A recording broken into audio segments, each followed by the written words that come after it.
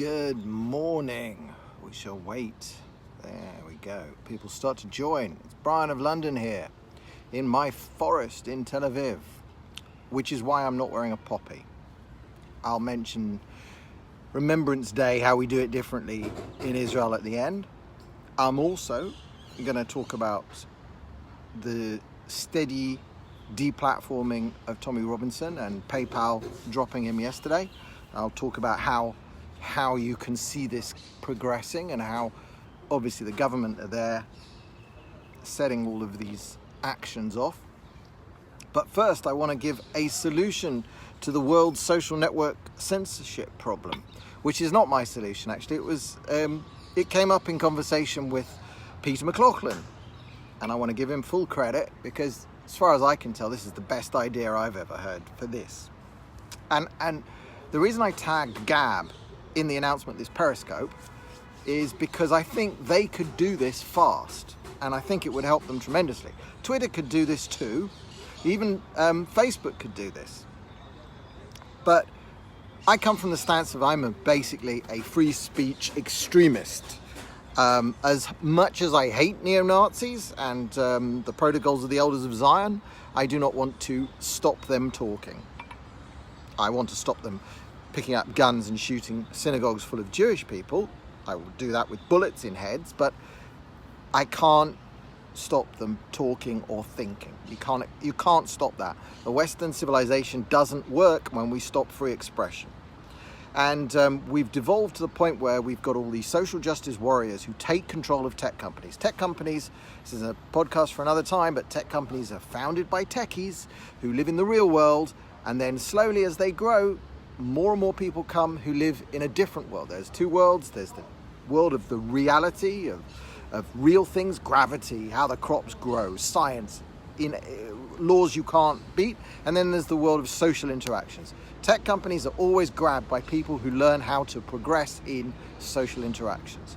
So they get control of these tech companies and they start instituting their social justice warrior ways, where they believe that anybody who doesn't think and talk the way they do is an evil person.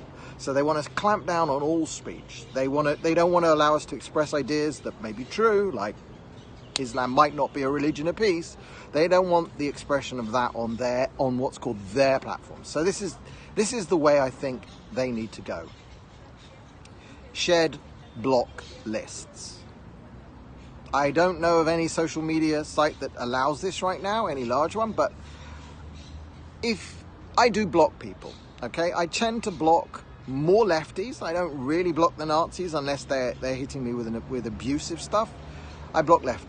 That's my personal preference. I block them mostly because I don't want them going after me later and reporting me and getting me thrown off things. That's my strategy for blocking.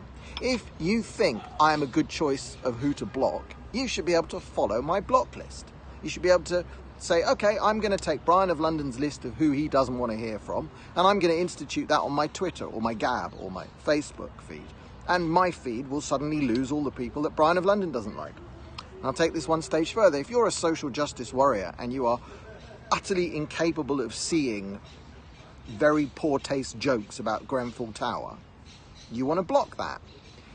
So what you do is you pick some organization that you respect and follow and allow them to set your block list. Allow them to constrain your little view of the world. So let's say if I was running Gab right now, I would rush to the Southern Poverty Law Centre and the Anti-Defamation League and Hope Not Hate in Britain, all of these odious, censorious, revolting organizations of pure far left evil clamp down on any free thought. I'd go to those three and say, produce yourself a block list. Block all the Nazis you like that you find on our platform, and anybody who wants to, but remember, wants to, can subscribe to your block list, and they will no longer see any more Nazis. And for them, Gab or Twitter or Facebook will be totally free of all the Nazis you at the SPLC or you at the Anti-Defamation League find. Job done. And then the rest of us can carry on talking. I can follow Nazis if I want to, and I do. I look at them. I don't necessarily follow them, but I have them on lists where I watch them. I want to see what the far right is saying about Jews. I need to know that stuff. It's important because as far as I'm concerned, I'm much happier when I can see these people in front of me than when they're skulking around on private Discord servers or on WhatsApp groups that I can't see. This is the problem with censorship. As long as the speech is actually legal, and in America that's pretty much everything except direct incitements to commit acts of violence or pictures of horrible things being done to children. As long as it falls within those constraints, it should be on these platforms. But this idea, shared block lists, go to the SPLC. Let the SPLC choose, and if the social justice warriors in San Francisco, culturally appropriated Italian coffee, if the social justice warriors in San Francisco don't want to see Nazis, follow the Anti-Defamation League's list of Nazis, and it'll block Pamela Geller, and it'll block me, and it'll block Richard Spencer and Robert Spencer and all of the Spencers and everybody they don't like, and it'll probably block Trump for the ones who are really triggered. Let them follow those block lists. Let people share block lists. Job done. If Gab put that in right now and said, you never have to see a Nazi again, what excuse, then the only excuse for seeing Nazis is that you wanted to see Nazis, because if the and also it bats the censorship ball over to the ADL. They then have to put all the resources into finding the Nazis and keeping their Nazi lists up to date, and they have to argue with people who get put on the Nazi list who aren't Nazis. I don't care, because anybody stupid enough to follow a list drawn up by the Anti-Defamation League or the Southern Poverty Law Centre or Hope Not Hate in Britain, well, they get exactly what they deserve, i.e. a limited view of the world that just reinforces their confirmation bias. Shared block lists. Okay, that's my tip. Moving along, and I'll link it to this. Tommy Robinson is being steadily deplatformed in the UK. He was thrown off Twitter. Again, if Hope Not Hate had the chance to have a shared block list, Tommy would be on it. Tommy's tweets wouldn't be seen by anybody, and by anybody who didn't want to be upset by his triggering talk about Islam. And job done. It's problem solved. So the latest thing is that they've taken away his PayPal, which is, this has happened across the board. I'm pretty certain that it happened to Robert Spencer. Pamela Geller's had problems with it. Even the David Horowitz Freedom Center, which is a big, proper organization. Senators, congressmen, Geert Wilders goes to speak at them. They can't get service from financial institutions. It's insane. It's insane that we have allowed these private companies to wield this kind of power. And as Tommy said in his video last night, it is fascism. This is the state mingled with the private entities to throw people and to squash speech they don't want out in the open.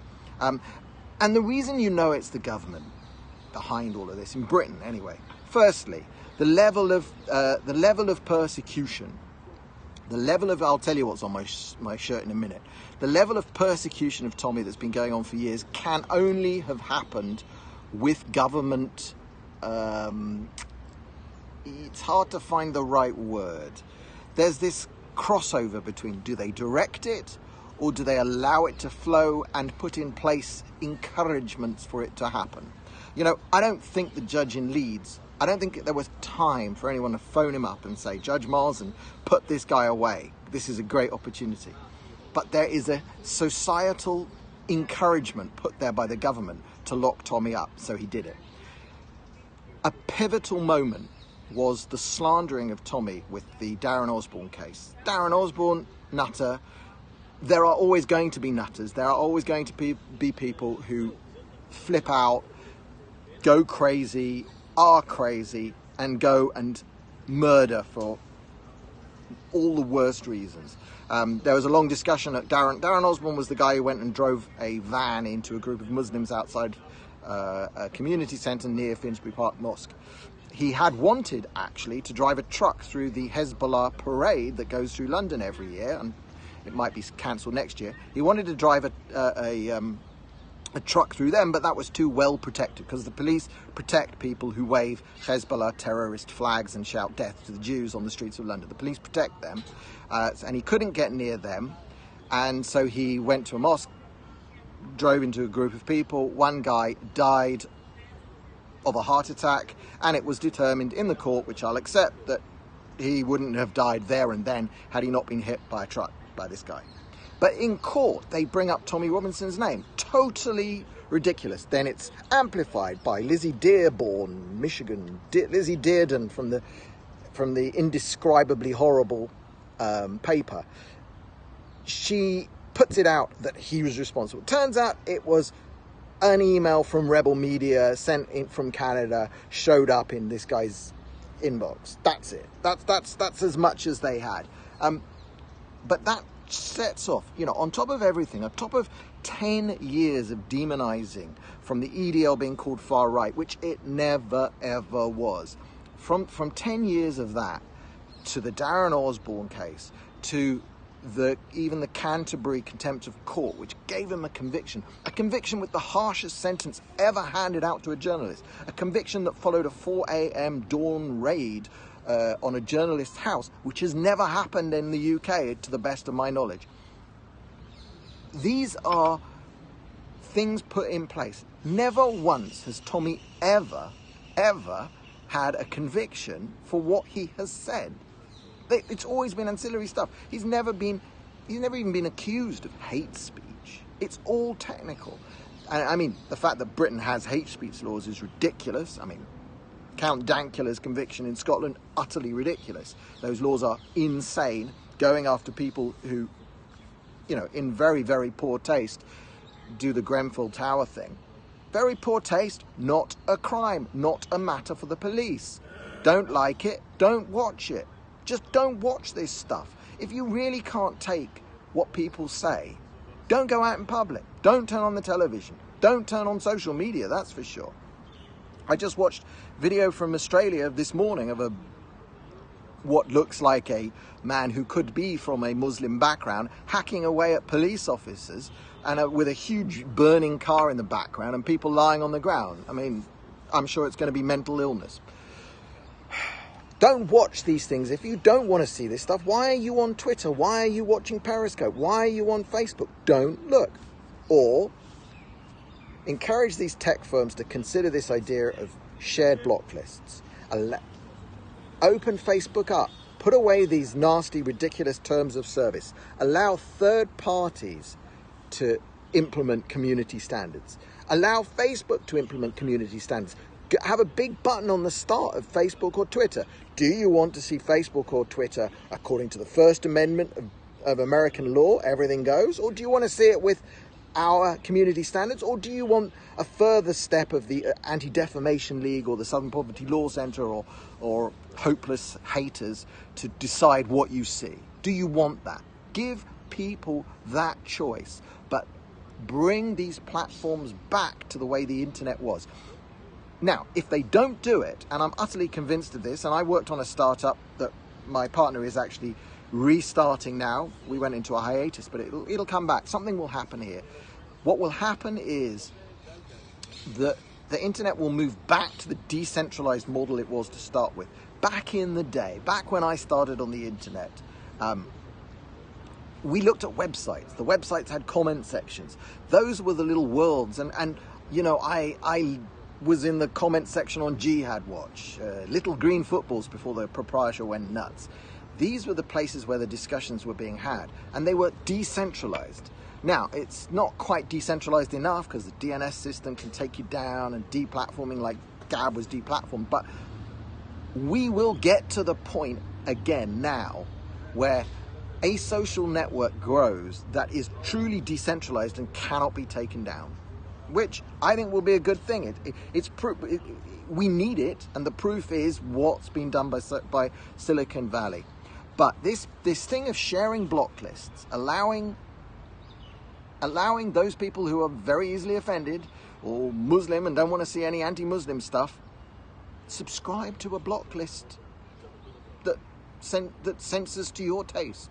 Let the rest of us have a free and open internet. Someone asked what my t-shirt is.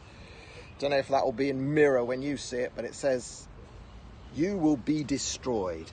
And that is what will happen to Twitter and Facebook and Gab too, because they'll take you all down. You need to change what you're doing. Tommy will not be destroyed. Still waiting to hear if he's going to be into America. Oh, the other part of the government's plan, and this is in the media too, is this nonsense about him earning vast amounts of money going to America on a speaking tour.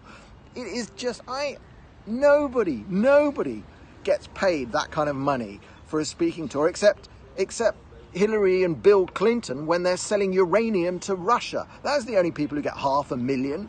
Tommy's lined up, I think, to speak twice in America. So to say he's going to get $1 million for it. Now, he might have a nice stay in a hotel paid for and a flight.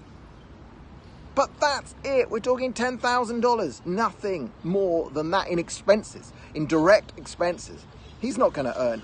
Nobody's going to be paying $500,000 or $1 million to hear Tommy Robinson speak in America when YouTube is full of him. Trust me on that. But telling people that he's getting that kind of cash, the only reason that's done is to destroy his living, is to destroy his chance of going out and doing the work he's doing. And what fantastic work he's doing. The stuff for the veterans, the wheelchair for the girl. There's a huge thing. There's a huge hole in Britain. And Tommy Robinson is filling it absolutely perfectly. And forget about his views on Islam to a certain degree. He's not even featuring that so much these days. It's there, of course, because it is very, very important. But the government is really making a huge mistake, and it's probably down to the personality of Appeaser May. Appeaser May hates Tommy, always hated Tommy. He caused her loads of trouble when she was Home Secretary. I think he'll outlast Theresa May. Anyway, I'm Brian of London. I'm in my forest. I barely even want to mention my Patreon because some social justice warriors will go and get it shut down. But if you like what I do, if you value what I do, head over there. If you want other ways of sending me value for value, just reach out, make contact. Direct messages on Twitter are always available. It's Tel Aviv, it's the forest. Winter is here, the ground's a bit wet. The air is very, very pleasant and not hot. And I'll see you all the next time I do one of these.